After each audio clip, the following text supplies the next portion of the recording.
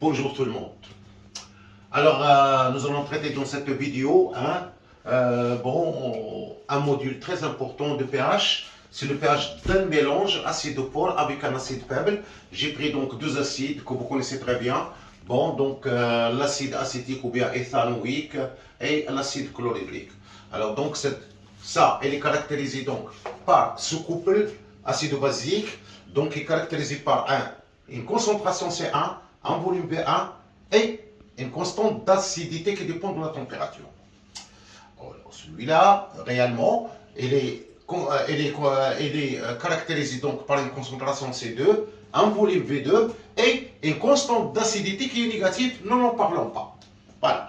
Donc, sa constante d'acidité, il est négative, inférieure à 0. Alors, donc, c'est clair. Bon, donc les équations donc, des dissociations dans l'eau, vous connaissez très bien qu'il s'agit d'un acide faible. Alors, donc, effectivement, donc, il se dissocie en équilibre chimique via donc la loi de Winch-Goldberg. Donc, il est caractérisé donc par la constante d'équilibre et la constante d'acidité qui sont tous les deux fonctions de température. Alors, celui-là, donc, est un acide fort bas, se dissocie complètement dans l'eau pour donner donc ion chlorure Cl- et H3 ion oxonium H3O+.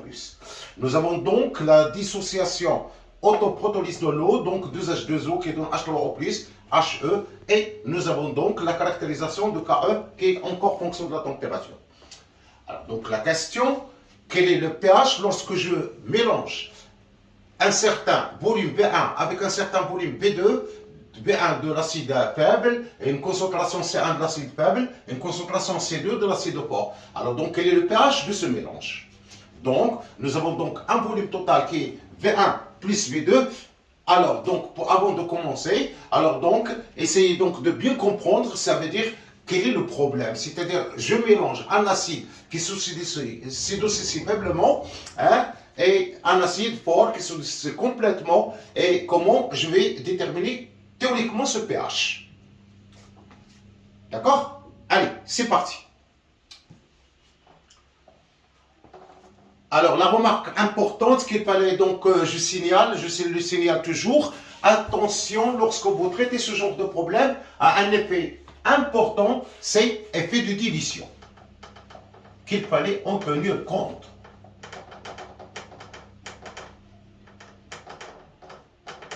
L'effet de division. Alors, et on va traiter ce problème lorsque j'en ai à déterminer ce pH, il faut faire la disjonction de deux cas. Premièrement, premier cas, si C2 est supérieur à C1. Alors si la concentration de l'acide fort est strictement supérieure à la concentration de l'acide faible, alors l'acide fort va imposer donc son pH et le pH se calcule comme si nous avons donc le pH d'un acide fort, mais en tenant compte de l'effet de dilution. Donc, pH, ou bien potentiel en hydrogène, moins le logarithme décimal de la concentration de H3O+. Alors, donc, la concentration de H3O+, c'est la concentration, donc, ici, c'est C2, V2, l'effet de dilution V1 plus V2. Donc, le pH se calcule très facilement, moins log C2, V2 sur V1 plus V2. Et voilà.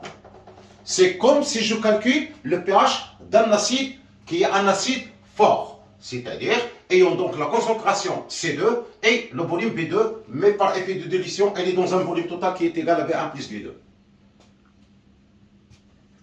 Ça, c'est très facile. Deuxième cas, j'y passe.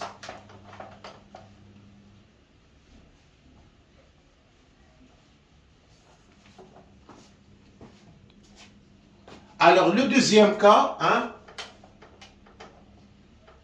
si C1 est inférieur, donc qui est supérieur ou égal à C2. C'est-à-dire la concentration de l'acide faible est supérieure, même elle est égale à la concentration C2. Alors, dans ce cas, il fallait revenir aux équations. Premièrement, nous allons faire la solution. Qu'est-ce qu'il contient? Il contient donc des ions. Alors donc, il est clair qu'il est électroneutralité de la solution. Électroneutralité. On peut écrire l'équation de l'électroneutralité de la solution qui impose. Qu'est-ce que nous avons donc comme ions? Nous avons donc les ions positifs que nous avons donc, c'est H3O+, égale à la concentration des ions négatifs qui existent dans la solution. Nous avons donc CH3CO-, Cl-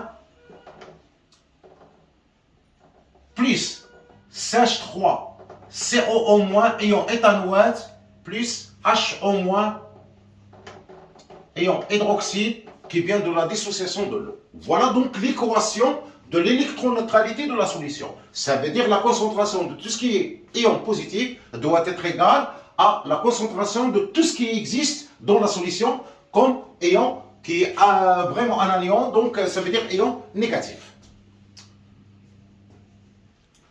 Et on simplifie cette équation. La solution est suffisamment acide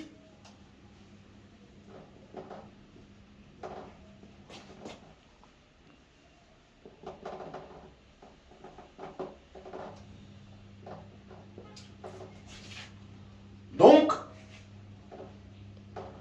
on néglige la concentration de HO-.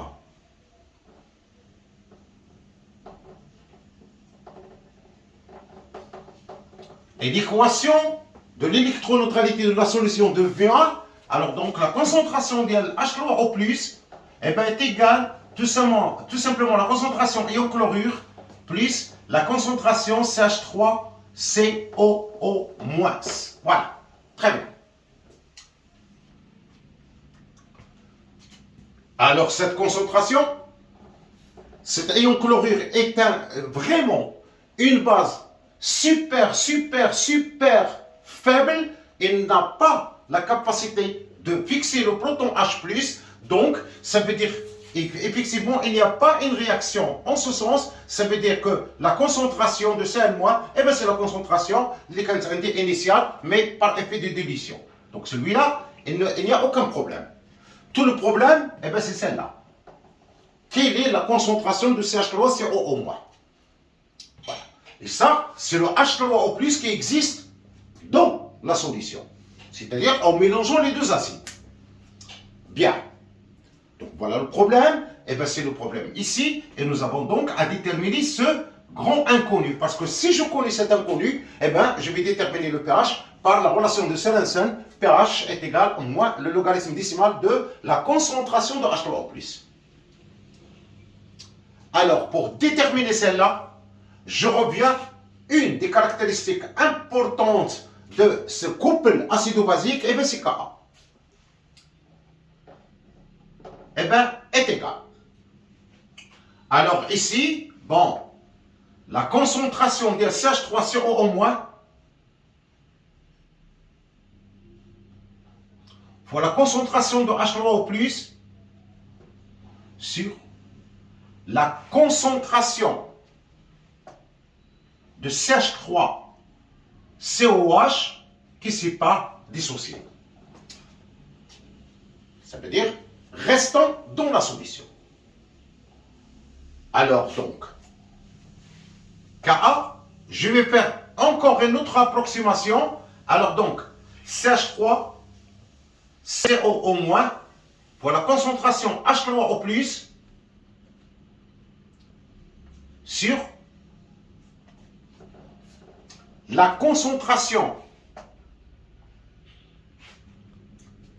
C1' moins la concentration de H3O+.